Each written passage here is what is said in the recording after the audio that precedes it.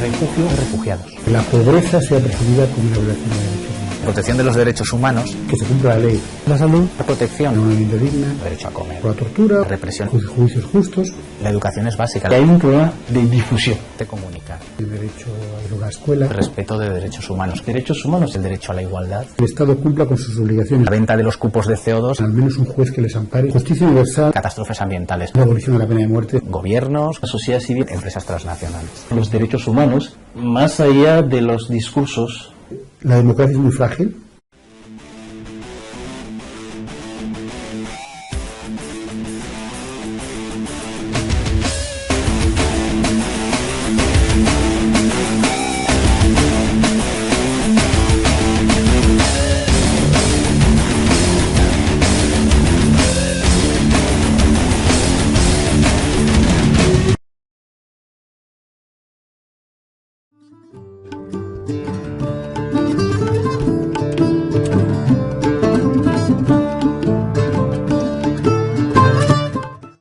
En África, partiendo de una constatación que es un poco la persecución de los defensores de los derechos humanos por los gobernantes. Que lo mejor era crear en los países relativamente seguros africanos lo que llamamos casas de acogida y de refugio para los defensores perseguidos. Y la experiencia, por ejemplo, logramos hacerlo fue 2007, a principios de 2007, hubo una revuelta estudiantil muy fuerte en Guinea Conakry y la represión que ya conocíamos cómo actuar fue intentar primero amenazas, represión física, y cuando ya no podía, el gobierno fue la exclusión de todos los estudiantes que lideraban el movimiento de la universidad, es decir, impedirles estudiar. Pero como ya teníamos nuestra red, aprovechamos de la red, que fue que había un país, Guinea hace frontera con Senegal, y fue simplemente sacarlos de Guinea hacia Senegal, y que los compañeros, la coalición nacional de Senegal les acogiera, les inscribiera en una universidad senegalesa para que siguieran estudiando. Eso es uno de los... es un poco basándose en las experiencias, ¿no? Porque yo soy de Togo, y en Togo, de forma cíclica, hay una violencia. Cada vez que hay elecciones, sabemos que hay violencia. La revolución de amnistía es que se cumpla la ley. Es algo muy sencillo y muy concreto, y se cumplan las leyes internacionales, ¿no? Trabajar sobre todo para que acabar con la tortura, o a trabajar para acabar con la pena de muerte, o trabajar para que haya juicios justos, o trabajar para que la pobreza no se convierta en una trampa para violaciones, para personas que ven violados sus derechos, ¿no? Un mundo sin violaciones de derechos humanos. Y esta visión utópica, o que puede pensarse utópica, en realidad no tiene nada que ver con utopías, ni que tenga que ver con la legalidad. El problema es que en España, por ejemplo, el año pasado tuvimos el número más bajo de solicitantes de asilo, desde que tenemos ley de asilo, fueron 2.999, que es una cifra que puede llamar mucho o poco la atención, pero bueno, cuando se compara, cuando se dice que en Francia hay 40.000 solicitudes de asilo, cuando se dice que en el Reino Unido hay casi 30.000, cuando en Alemania son 20 y pocas mil, en Holanda 12.000, en Italia 17.000, en Grecia creo que eran otras 17.000, me puedo equivocar en alguna cifra, ¿no? 1.000 arriba, 1.000 abajo, pero más o menos dices, ¿qué pasa aquí que piden tan pocos, ¿no? Cuando suceden hechos como en el año 2006, que fue el año de los cayucos, que llegaron más de 32.000 personas procedentes del África subsahariana en Cayuco, solo 340 más o menos pidieron asilo, ¿no? ¿Por qué no piden asilo? ¿Qué pasa? Siempre habrá excusas, evidentemente, pero no deja de resultar extraño que España es un país que primero pide muy poca gente asilo, siendo el país que más flujos migratorios recibe en los últimos años en la Unión Europea, y además tenemos un porcentaje de concesión tremendamente bajo. El 95% de los casos, más o menos, se deniegan. En Francia se concedieron 11.000. Qué raro. O sea, en Francia no hay miedo. Aquí estamos siempre con el tema del efecto llamada, parece ser, ¿no? Cuando en el 2005 se concedió el primer estatuto de asilo a una mujer por violencia intrafamiliar por parte del marido y la familia del marido, fue un hito muy importante. Salió el ministro del Interior de aquel entonces a dar una rueda de prensa solo para eso, ¿no? Y felicitarnos todos pues por lo majos que somos y todo eso. El comentario soterrado que hay por debajo y el comentario que se puede escuchar luego en el Ministerio del Interior y tal, diciendo, ¿qué pasa? ¿Que ahora van a venir todas las mujeres maltratadas del mundo a España? Bueno, siempre decimos lo mismo, igual que no han venido todos los perseguidos políticos del mundo, y eso está desde hace años, e igual que no han venido todos los gays del mundo a casarse y todas las lesbianas del mundo a casarse porque tengamos tal, pues tranquilidad, no nos pongamos nerviosos, y de lo que se trata realmente es que si ocurren una serie de casos habrá que protegerlos, ¿no? Pero suceden cosas que, por ejemplo, ¿no?, que pongan en duda y finalmente denieguen el caso de una mujer lesbiana porque no se crean que sea lesbiana porque tiene una hija. Mi experiencia ha sido muy diversa, porque tanto he estado en proyectos de emergencia como de desarrollo, incluso, que es raro ver en ONGs, en misiones de evaluación para programar otros proyectos. Siempre hay dificultades y cosas buenas, pero en realidad cuando estás cooperando lo que más te ayuda es el resultado de lo que haces, y también el conocimiento de la gente, que te enseña más de lo que tú vas allí a enseñar o a programar, porque todas las sociedades, sean como sean, siempre tienen que aportar algo positivo. Lo que llamamos es el tributo, digamos, del vicio a la virtud. Es decir, hacemos un discurso bonito de los derechos humanos, pero que en realidad no respetamos.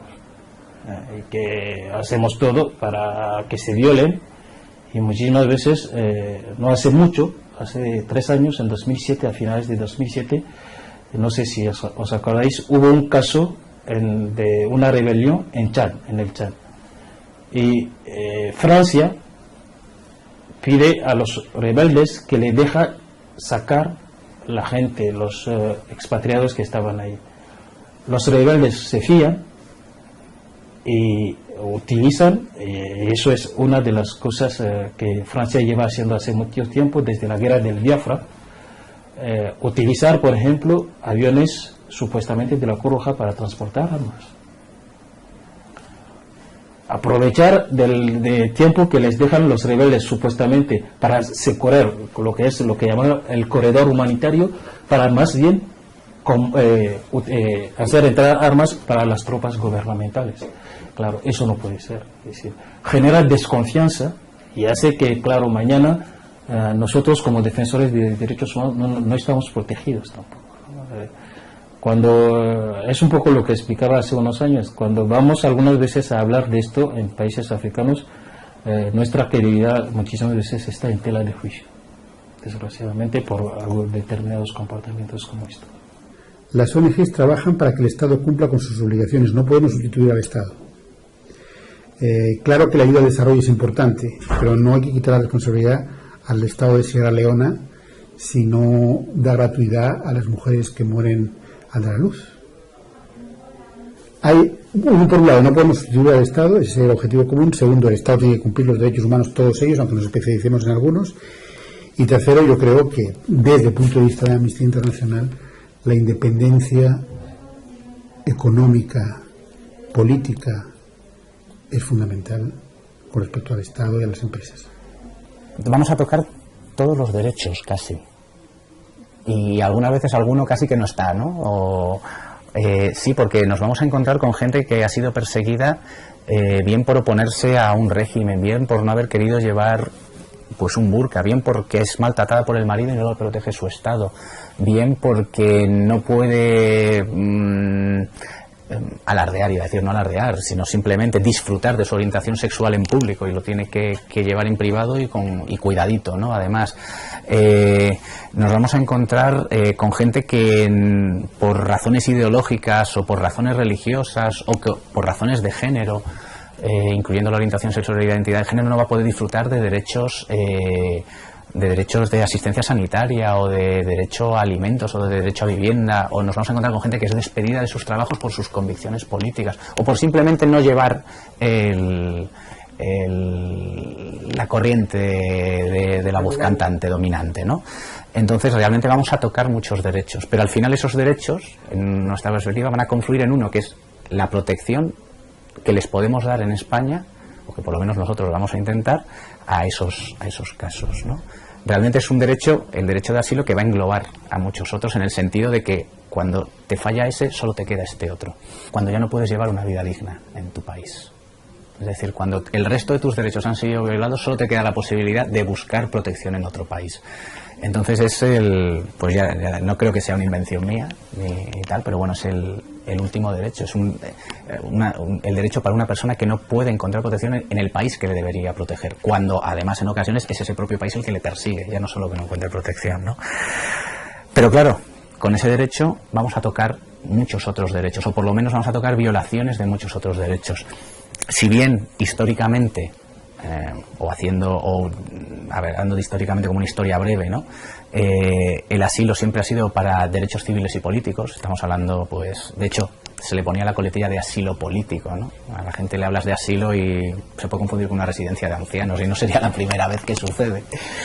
Pero si ya hablamos de político, ya como que la gente le suena un poco más, pero realmente no es asilo político. O sea, el asilo, según la Convención de Ginebra, que es donde se basa, del año 51, se basa en 5 motivos, ¿no?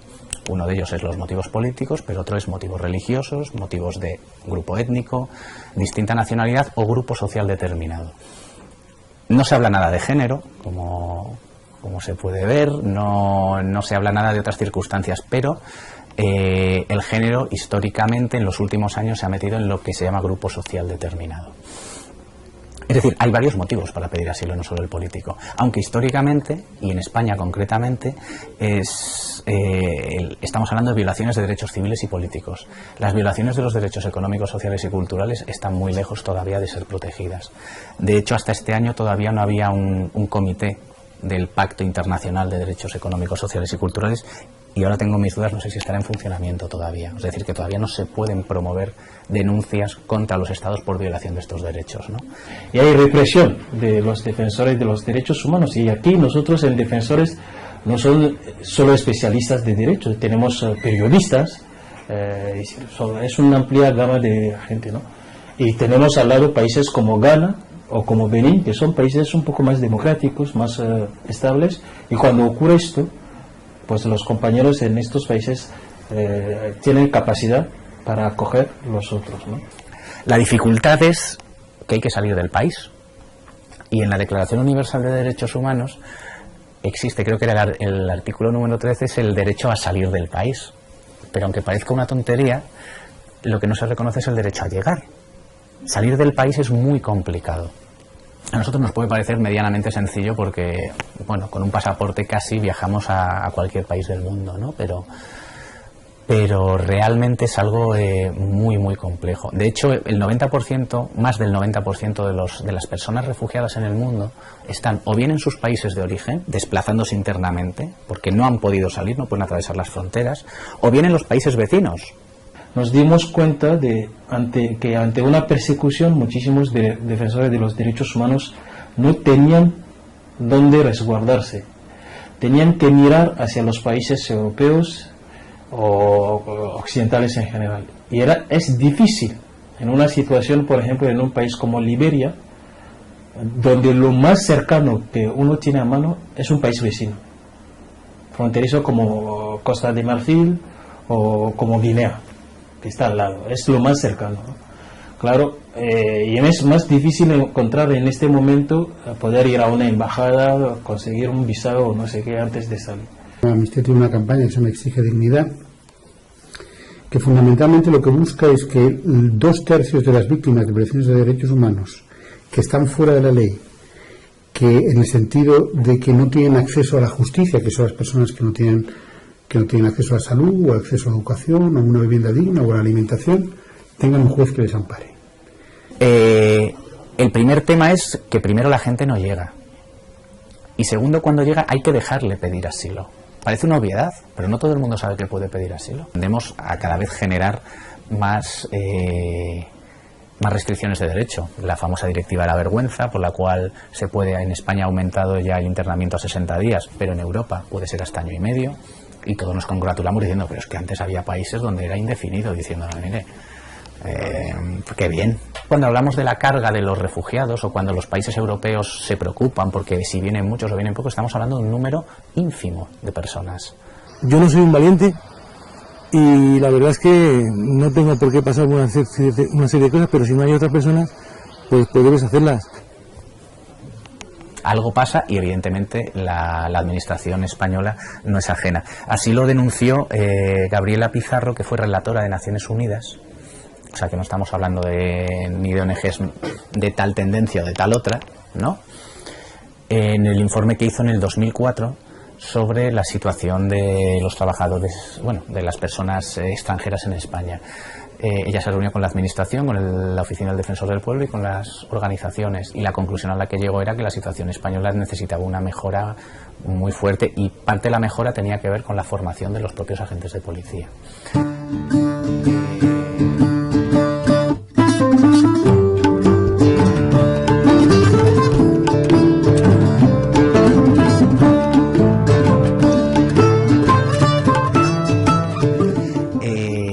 Yo creo que es muy importante educar, es muy importante. Lo que pasa que, claro, esto no está en las posibilidades de las ONGs, pero sí la posibilidad de incidir en el gobierno.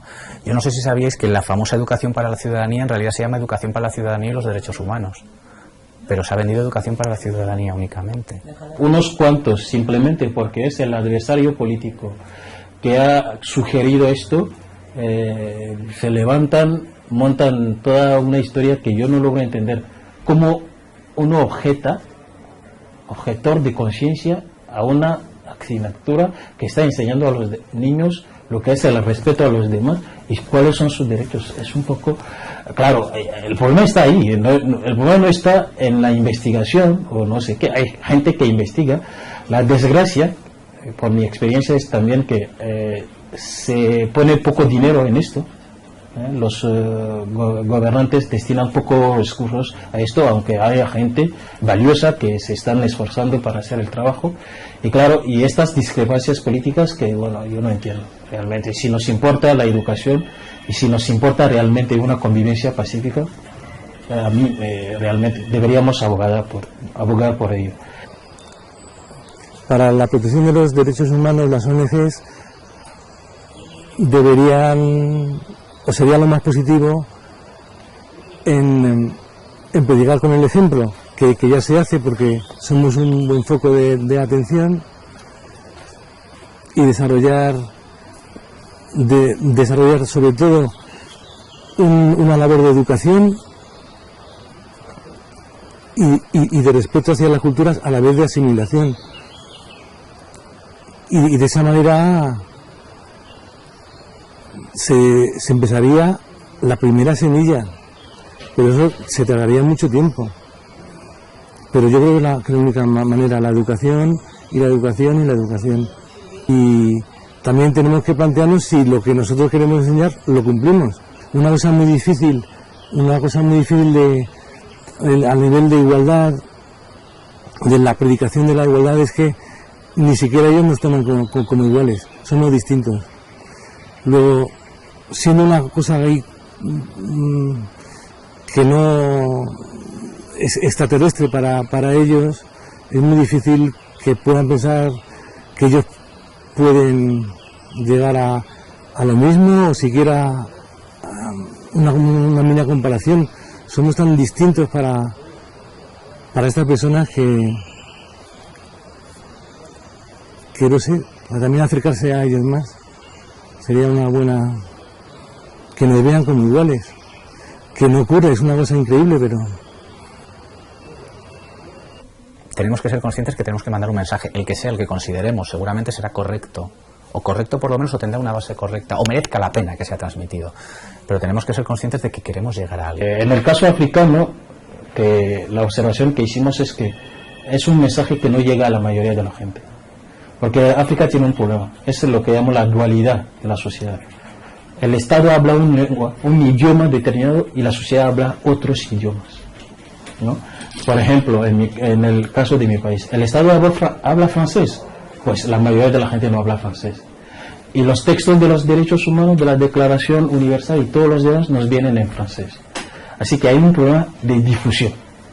era justamente traducir todos estos textos en las lenguas nativas africanas y utilizar luego la radio, que ahí la tele no llega, pero la radio en cualquier pueblo africano llega, y eso, montar eso como lo que llamamos nosotros, también una forma de educar a la gente es lo que llamamos el teatro, una especie de teatro callejero, pero en base a los derechos humanos, ¿no? Pero difundiendo un poco esto de los derechos.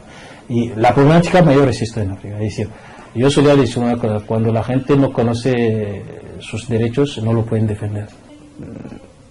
La comunicación es fundamental y tenemos que ser conscientes de eso, pero tenemos que ser conscientes en lo mínimo. Tenemos que ser conscientes cuando atendemos a una persona. Lo que tenemos que intentar es no decirle cosas, sino comunicarle cosas. Hay que llegar de alguna manera, pero hay que llegar no solo haciendo un vídeo, sino que hay que intentar hacer que ese vídeo intente comunicar, intentar romper esos esquemas que tenemos que tener claros. Yo, si doy una charla o me llaman para dar cualquier charla, no tengo que ir a dar una charla, tengo que ir a intentar cambiar cosas en la gente que me va a escuchar, aunque sea una persona la que venga a escuchar. Esa es la intención. Luego se consigue o no se consigue. Y para eso tenemos que aprender también, porque sí, podemos saber mucho, o en mi caso puedo saber mucho, que no es el caso precisamente, pero bueno, de derechos y de todo esto, pero que si no lo sé comunicar, muy bien, diré algo súper erudito, que le encantará seguramente al catedrático de turno. Una movilización de gente por gente, no cosas abstractas, no lenguaje obtuso y difuso, sino realmente avance, lenguaje claro, víctima concreta, y cuando hay buenas noticias, porque hay buenas noticias también, hay que comunicar a la gente. Porque si no lo comunicas a la gente se desespera y piensa que no sirve de nada su granito de arena. Y yo te digo, yo he visto y yo conozco que muchos granos de arena de verdad hacen una montaña insoportable para los gobiernos. Es así. A veces no, pero muchas veces sí. También es muy importante el proyecto en el que trabajas, si está bien hecho, porque a veces es inefectivo por mucha voluntad que se tenga. Entonces hace falta una profesionalidad para enfrentarte a cosas que siempre vienen inesperadas, ¿no? Entonces, claro, se pierden mucho simplemente porque los financiadores solamente te piden un proyecto sin ayudarte a crearlo. Y también la falta de experiencia. Hay más entusiasmo que formación. Es decir, hay gente con ganas, dispuesto a dar su vida para defender esto que creen que es justo, pero muchísimas veces les falta herramientas técnicas a la hora, por ejemplo, de hacer un informe sobre violaciones de los derechos humanos. Entonces hace falta un poco de pues saber que la cooperación, que eso te ayuda mucho, porque no solamente llegar y curar en mi campo, sino que hay muchas cosas que están al margen, pero no están al margen, están dentro, que te afectan y no sabes hasta que llegas. Y si no hay un buen proyecto, pues aunque quieras no te va a funcionar. Y eso te pasa en todos los países, incluso en el nuestro propio, que hay muchos proyectos que no van bien. Solo no puedes abarcarlo todo. Mejor que la gente conozca su derecho, que empiecen a defenderse, y tú al último ya pondrás la última guinda. Me hace falta un poco de flexibilidad, porque hay muchos derechos humanos que se están pisando, pero a la vez tienes que permitirlos en cierta manera para que tu objetivo funcione. Si tienes que trabajar con un gobierno, como pasa en Centroáfrica, a cuestión de los problemas entre Hutus y Tutsis, si tienes que trabajar con un gobierno que es el que vulnera los derechos, es el que a la vez te permite ayudar a los que están siendo agredidos. Entonces tienes que llegar a un nivel de permisión para que te dejen. Luego se puede denunciar fuera del país para tu propia seguridad, pero tienes irremediablemente que hacer como que... Sí pienso que tenemos que hacer también una reflexión entre las organizaciones.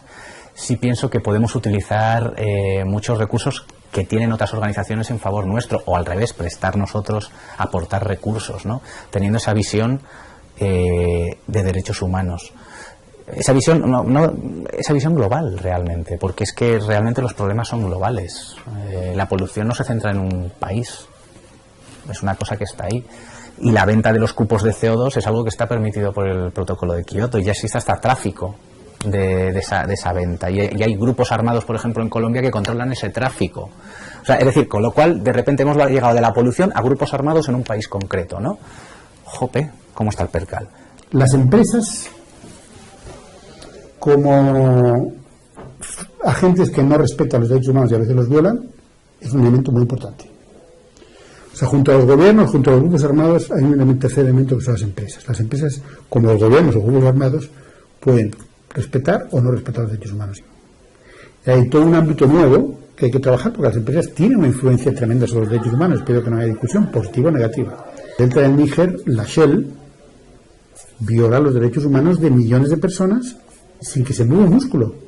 Hay que ir a la raíz, que son las personas. Pero se está ahí, no porque realmente estoy convencido, sino porque es una manera, lo que llamamos un ganapán, ganarme el pan. Eso no. Y resulta que muchísimas veces hay eso. Yo me he encontrado con gente así y realmente es, para mí es doloroso, porque yo soy de los, y a mí he tenido un problema, pues que encima me ven como alguien muy crítico con los derechos humanos, pero es así, es decir, si yo quiero esto, tengo que ser crítico con ello. Yo soy muy crítico con lo que llamo muchísimas veces la filantropía hegemónica, es decir, que realmente lo que nos importa no son los derechos humanos, sino no dejar el campo al otro. Y bueno, y hay unas peleas que te dices, bueno, si realmente lo que nos importa son los derechos humanos, hay algunas peleas que no entiendo entre organizaciones y entre gente que están ahí, y bueno, hay como peleas de liderazgo, yo he hecho esto, eso enmaraña un poco, embarulla un poco el campo, y yo tengo realmente, por ejemplo, estos momentos estoy un poco retirado, ¿no? Un poco por eso, porque hay algunas cosas que no me han gustado.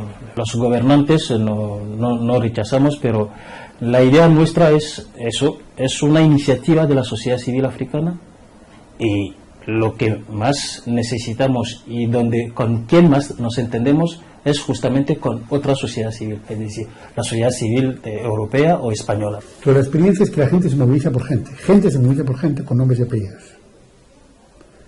Y cuando tú le dices que realmente hay 6 niños en Gaza que no tienen acceso a médico porque Israel cierra las fronteras, con nombres y apellidos la gente se moviliza. Cuando hablas de que una pena de muerte es inminente para tal persona, la gente se moviliza. Por lo tanto, yo creo que, hay unas ganas y unas facilidades que hoy da el mundo tecnológico de movilización que debemos aprovechar. Tenemos que plantear si realmente se respetan los derechos humanos en España cuando hace 3-4 años se devuelve un autobús con 75 subsaharianos a Marruecos, sabedores todos que les iban a abandonar en el desierto.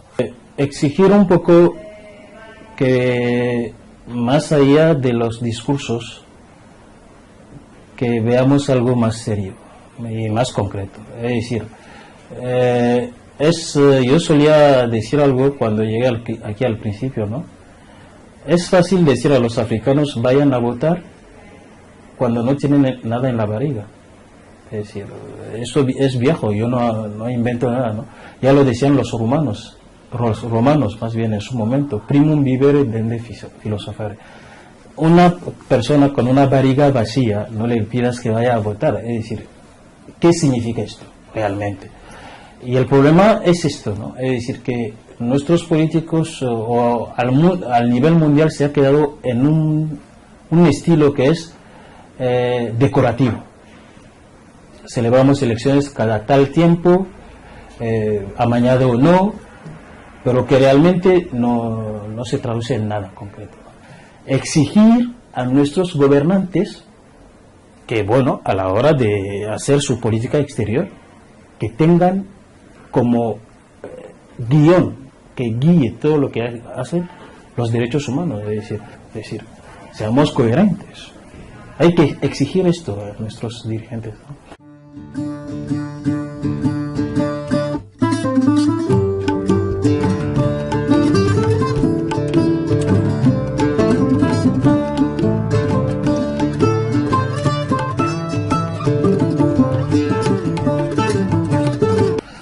Bueno, bastante mal, tanto en el sur como en el norte. En el norte, la amenaza que veo va con los derechos económicos, sociales y culturales. Y todo esto a raíz, lo atribuyen a una cosa, la famosa crisis, ¿no? Y con esto lo que se está haciendo es una regresión total en lo que son los derechos, por ejemplo, a nivel laboral. La Oficina Internacional del Trabajo está poniendo el grito en el cielo porque ahí se ve una regresión y claro, es un poco normal, es decir, hay un miedo a perder el empleo que hace que la gente está dispuesta a firmar cualquier cosa y claro, y hay un aprovechamiento y es donde veo el peligro. En los países nuestros del sur, vamos a ver, muchísimas veces hay un dicho en mi tierra que dice que cuando los elefantes están en lucha, lo que sufre es la hierba, ¿no? Y claro, los países del sur y los ciudadanos del sur somos como la hierba en una pelea de elefantes. Yo creo que no se ha evolucionado nada. La evolución sí se puede cuantificar en cuanto a ayudas económicas, pero la voluntad de la gente es la misma. Ahí en nuestra sociedad del norte, pues sí, evoluciona porque puedes dar una ayuda a una ONG y te quitas de problemas, pero tu mentalidad sigue siendo la misma. El futuro de los seres humanos estará cuando salga del pueblo y quieran cambiar. Y cultura, respeto a otras culturas, cuando eso cale en la sociedad cambiarán, pero por arriba no se arregla. La Unión Europea, por ejemplo, se define como como espacio de libertad, seguridad y justicia. Y sí, es verdad que en la Unión Europea en muchas cosas se ha mejorado. Y si nos comparamos con el resto del mundo, realmente estamos en un momento alto de respeto de derechos humanos. Quedan muchas cosas por hacer. En el caso de España, por ejemplo, no se habla de derechos humanos en la Constitución, sino que se habla de derechos fundamentales, que bueno. Pero los derechos fundamentales son los civiles y políticos. Cuando empezamos a hablar de los económicos, sociales y culturales ya no se llaman derechos, ni humanos ni fundamentales, se llaman principios rectores de la economía. Cuando lo que dice la Declaración Universal de los Derechos Humanos es muy clara, son derechos humanos, ¿no? Pero aquí ya les bajamos de escalón.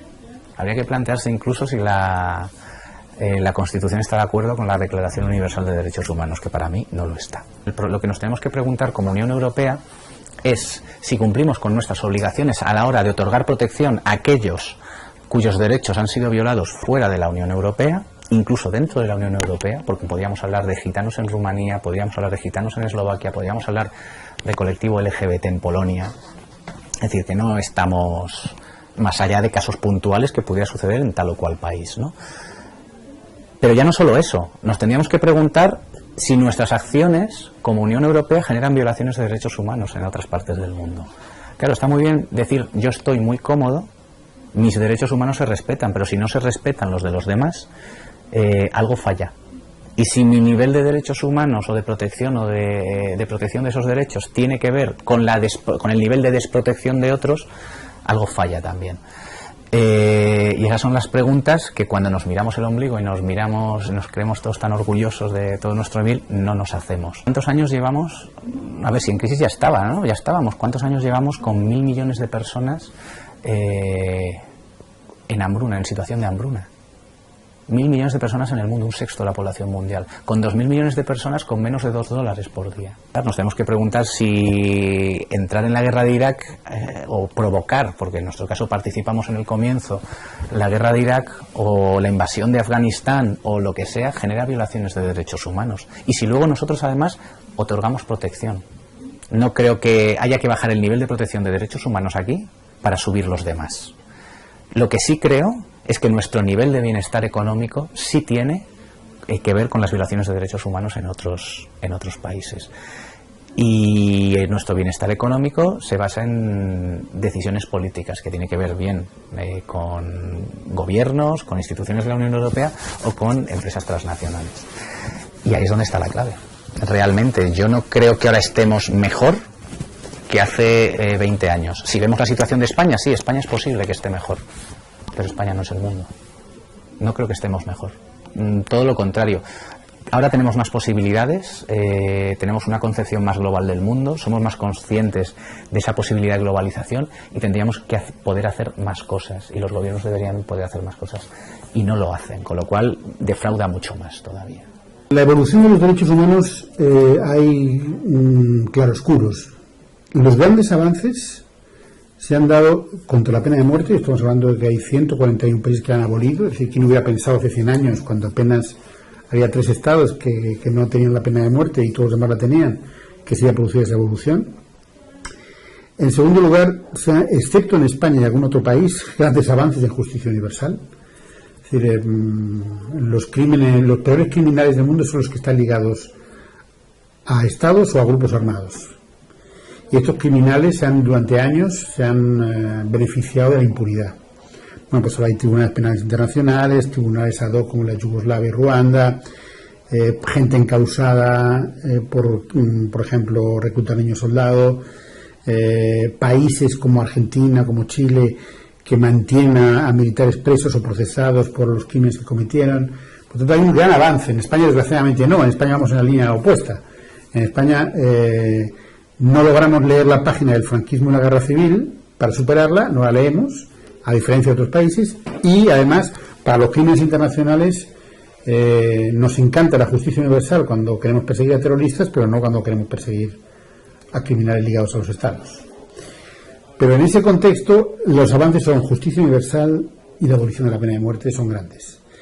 Creo que los dos principales retrocesos tienen que ver todavía con los conflictos armados. Los conflictos armados siguen siendo devastadores por una buena parte de la población, o son olvidados, como en el caso de varios conflictos en África, o no se quieren resolver, como el conflicto de Israel, territorios ocupados, con grupos armados palestinos. Y los otros dos lugares donde todavía hay que hacer mucho trabajo es tortura siendo la más clandestina de las violaciones de derechos humanos. Es difícil que los estados reconozcan que se están cometiendo. Por tanto, y toda la guerra contra el terrorismo nos ha llevado a justificar limbos en donde se torturaba a placer, y esto es muy grave, y todavía tenemos que recuperar esa parte, y la pobreza. Porque la pobreza todavía está secuestrada por la economía. O sea, nadie piensa que a ningún gobierno se le ocurriría decir: nosotros en nuestro país los policías torturan porque tienen bajos salarios o porque no tienen formación. ¿Qué me está usted diciendo? Digamos, pues claro, es un elemento que contribuye, pero nada lo justifica. Y en cambio, en el ámbito de la pobreza, la discusión es: bueno, hay gente que no tiene acceso a la salud, a la educación y vivienda porque no tengo recursos. Y eso significa que estamos todavía en el ámbito de la economía. Por lo tanto, la pobreza como violación, en el marco de violación de derechos humanos, todavía necesita ser revisada y trabajada.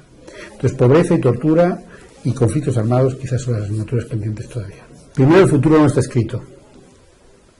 Esto es importante, porque depende de muchos factores. Y que el futuro sea mejor o peor depende de 3 factores fundamentalmente. Uno, que consolidemos los avances. Es decir, la democracia es muy frágil y por lo tanto los avances significa que avancemos en la abolición de la pena de muerte, que pensemos que solo hay 5 o 6 países que ejecutan hoy el 95% de los ciudadanos de este planeta. El segundo elemento fundamental es que no hay impunidad. La impunidad carcome las sociedades. Por lo tanto, cuando hay un crimen terrible y no se halla el culpable, se carcome la sociedad. Una sociedad como la de México, en donde el 97% de los crímenes quedan impunes, eso carcome una sociedad. Pero la impunidad también se refiere a que el que la hace la paga dentro del Estado. Por tanto, si logramos fortalecer la lucha contra la impunidad, que haya mecanismos legales que los responsables comparezcan ante la justicia, que haya tribunales independientes, jueces realmente que se atrevan a juzgar, y marco internacional y justicia universal, yo creo que el futuro va a ser mejor. El tercer elemento tiene que ver con la sociedad civil. Yo creo que la sociedad civil en los últimos 60 años ha evolucionado enormemente, sobre todo en los países del sur. Hay una sociedad civil mucho más independiente, es un auténtico freno o tope a los abusos del poder. Pero esa sociedad civil necesita ser protegida para que no la maten los defensores de derechos humanos, y por otro lado necesita avanzar en su independencia en el sur y en el norte.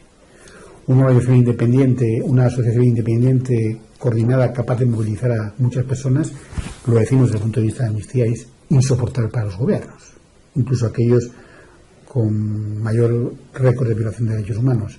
Es muy difícil resistirse a 100, 150.000, 200.000 personas trabajando juntas en un objetivo. Pero si la sociedad se fragmenta, si el Estado la coopta, si se sustituye, si las ONGs son sustituidas por el Estado, o el Estado la reprime, y como ocurre en Rusia, por ejemplo, y las sociedades civiles se ven fragmentadas y acosadas, hemos perdido la batalla. Por lo tanto, el futuro no está escrito, pero si logramos consolidar los avances, si logramos centrar que haya mayores criminales que comparezcan ante la justicia, especialmente del Estado y de grupos armados, y una sociedad civil independiente y movilizadora, el futuro será mejor. El futuro de los derechos humanos. A ver, la clave de bóveda de todo son los derechos humanos. Y esto no es una frase hecha. Pero no puede haber nunca un derecho por encima de otro. Porque si existe un derecho por encima de otro, significa que tiraniza a los demás. Si sobre la libertad de expresión se puede hacer cualquier cosa, si por el derecho a la seguridad se puede hacer cualquier cosa o vale cualquier cosa porque es el derecho más importante, vamos a ir menoscabando el resto de derechos. No queda más remedio que realmente ponerlos como hablábamos al principio, ¿no? Derechos indivisibles, universales e interdependientes. Si nosotros utilizamos solo un derecho y el de la seguridad se está utilizando como justificación de todo, vamos, como decíamos antes, a menoscabar los otros derechos, con lo cual no vamos a avanzar en eso. El derecho a la seguridad en realidad se consigue cuando se respetan todos los derechos. Cuando yo tengo acceso a un juicio justo, cuando yo tengo libertad de expresión, cuando tengo acceso a un trabajo, cuando tengo acceso a la educación, cuando tengo acceso a una atención sanitaria, se está realmente consiguiendo mi derecho a la seguridad. No hay principales derechos humanos ni secundarios. Todos son iguales.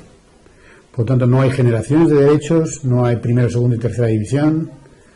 Y el ejemplo más claro es, por ejemplo, cuando una familia, como yo he visto, es desalojada forzadamente de su casa en Angola o en Guatemala y los golpea la policía, les quema sus cosas. Eso es una violación de derechos humanos, con tortura, con malos tratos, con uso excesivo de la fuerza, pero al mismo tiempo es una violación de derechos humanos el no tener una vivienda digna, el no ser realojados en un lugar con niños, en el que no se ocupan de los menores del Estado. Por lo tanto, va todo interrelacionado. No hay derechos fundamentales ni secundarios. Por lo tanto, son todos iguales, todos tienen el mismo valor, pero eso sí, algunos tienen la protección de un juez, o pueden tener la protección de un juez, y otros todavía están en que no tienen protección de un juez ni la gente puede defenderse. La Declaración Universal de Derechos Humanos, que es como la gran constitución de la humanidad, están todos mezclados. No hay, es posteriormente los gobiernos que cuando quieren violarlos los trocean. Entonces, en la Guerra Fría, los gobiernos del ámbito occidental lo que querían es énfasis en los derechos civiles y políticos. Es decir, y entonces los fomentan. Los gobiernos de los países comunistas lo que querían es, como el Estado proveía para todo, los derechos civiles y políticos no tenían importancia, vamos a basarnos en salud, educación y vivienda. Pero eso es una mentira. O sea, precisamente, cuando hablamos de pobreza, si hablamos de libertad de expresión. O sea, y la gente más pobre es la que no tiene libertad de expresión, es la que más sometida a torturas y malos tratos, y al mismo tiempo falta de salud y educación. Por lo tanto, es una mentira. O sea, la mentira es que hay derechos de primera y de segunda o tercera generación. Van todos juntos como fueron al principio. Cualquier organización que trabaje con cualquier derecho en cualquier ámbito es una organización de derechos humanos. Una organización de derechos humanos no es solo una organización de denuncia de violaciones de derechos humanos. Todos estamos trabajando con los derechos humanos, ¿no? Aunque podamos incidir más en un tipo de derecho, en otro, o en un ámbito de ese derecho, en la cooperación, en territorio propio, donde sea, ¿no? De repente, organizaciones que no teníamos nada que ver y que trabajamos en ámbitos distintos, nos damos cuenta que no trabajamos en ámbitos tan distintos. De repente, las organizaciones que trabajamos a lo mejor con mayor intensidad, en este caso en España, en Europa, no estamos tan diferenciados de las que trabajáis fuera de España, fuera de Europa, porque estamos hablando de lo mismo realmente, porque las decisiones que se toman allí influyen allá, porque todo está conectado. Un proceso migratorio es importante tener en cuenta el país de origen, el país de tránsito y el país de destino, las motivaciones de las personas, el posible regreso de esas personas o no, la situación que se van a encontrar allá. Todos estamos trabajando en ámbitos de derechos humanos y empezamos a ser conscientes y a superar realmente esos compartimentos estancos que parece que se han hecho, ¿no?, en el tercer sector, que son un poco como ayuda humanitaria, cooperación al desarrollo y pues trabajo en los países de llegada, de acogida. Pero estamos todos debajo del mismo paraguas y empezamos a darnos cuenta de eso. Y empezamos realmente a ser capaces de transmitir eso. Tenemos que ser muy autocríticos porque estamos aquí realmente. Sí, surgimos en un momento, unas por unos aspectos, otras por otras, pero estamos en lo mismo. Y si no lo vemos, la frase esa de divide y vencerás se nos aplicaría perfectamente. Necesitamos trabajar en el ámbito de dignidad, pobreza, con mucho más otra gente que comparta la cuestión de que la economía, la agricultura, el comercio no son el punto de partida para luchar contra la pobreza. El punto de partida para luchar contra la pobreza son los derechos. Y a partir de ahí la agricultura y el comercio. Pero son los derechos. Que la pobreza sea percibida como una violación de derechos humanos. Y mantener cosas fundamentales, en nuestro punto de vista, la independencia desde Amnistía, la independencia financiera, el que nos financia la sociedad y no los estados, y la imparcialidad. No importa el régimen. No importa si un régimen es una dictadura, una democracia, o qué tipo de dictadura o qué tipo de democracia. Si alguien es torturado, hay que denunciarlo. Si en algún lugar alguien no tiene acceso a educación y una niña no tiene acceso a educación, hay que denunciarlo. No importa el régimen político. Y eso, la imparcialidad, la independencia, la movilización, una investigación como la que tiene Amnistía rigurosa, es importante. Hay una sensación que yo siempre tengo y es que Amnistía es estupenda hasta que se ocupe de tu país. Pero cuando se ocupa de tu país, y en este caso siempre provoca reacciones, ¿no? Es estupendo que hablemos de la tortura en Guantánamo. Pero si hablamos de la tortura y los malos tratos en España, hay reacciones encontradas. Por lo tanto, esa dimensión universal de Amnistía hay que mantenerla a toda costa. Porque no puedes realmente dedicarte a tocar solo un derecho. Todos los derechos son universales, indivisibles, interdependientes, ¿no? No tiene sentido tener derecho a votar y no tener derecho a comer, ¿no? Derechos humanos es todo. Entonces, cuando hablamos de desarrollo hablamos de derechos humanos, que cuando hablamos de lucha contra la pobreza hablamos de derechos humanos. Y lo que Amnistía hace es, llegando, por ejemplo, en todo el ámbito de pobreza, es hablar de que derechos humanos significa también rendir cuentas. Entonces, cuando el mundo de las ONGs y sociedad civil, de que formamos parte, hablamos del enfoque de derechos humanos, no hay que olvidar que el enfoque de derechos humanos significa rendir cuentas. Y rendir cuentas no con indicadores, sino rendir cuentas del Estado. Y que si el Estado comete violaciones de derechos humanos, alguien debe responder ante la justicia. Y hay una gran asignatura pendiente para todos nosotros en el ámbito de pobreza, y es: no puedo ser yo el único, o no puede ser solo Amnistía la única organización que se sorprende de que, a pesar de que son demolidas viviendas, por ejemplo, en Israel, de 5.000 viviendas desde que empezó la intifada en el año 2001, o de que el gobierno de Zimbabue utilice los cereales para reprimir a la población política de oposición que no está de acuerdo con su gobierno, o que en Angola se desaloja a 6.000 personas de un día para otro de sus casas. No puede ser yo la única persona que me sorprende de que eso no produzca inmediatamente que alguien se lleve ante un juez. Pues primero, fundamental es el derecho de la salud universal, que eso es lo que te introduce a tu trabajo profesional, y también a partir de ahí, como tu objetivo es la salud, tienes que entrar en otra serie de derechos, porque hay carencia de todos. Entonces te vas implicando y acabas en otros sectores, o que lo más importante son los más básicos, incluso antes que la salud, es la comida y la ausencia de violencia, de sitio seguro. Pues fundamentalmente la igualdad es en lo que se basa todo, porque no hay igualdad nunca. Hay una gran diferencia estatus, de culturas. No creo que se pueda diferenciar realmente de derechos humanos en el norte y en el sur. Mientras sigamos con esta definición de países del norte y países del sur, los derechos humanos en el norte estarán siempre a un mayor nivel que en los países del sur. Nosotros no queremos ser una organización, queremos ser un movimiento. Entonces, nuestra ambición es ser muchos, cualquier persona. Debe ser capaz de luchar contra la pena de muerte, contra la tortura, desde su casa, con el ordenador o con gente.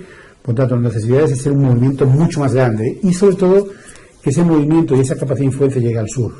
Bueno, yo soy médico, he trabajado en algunas ONGs, no por el amor a las ONGs en sí, sino por el trabajo.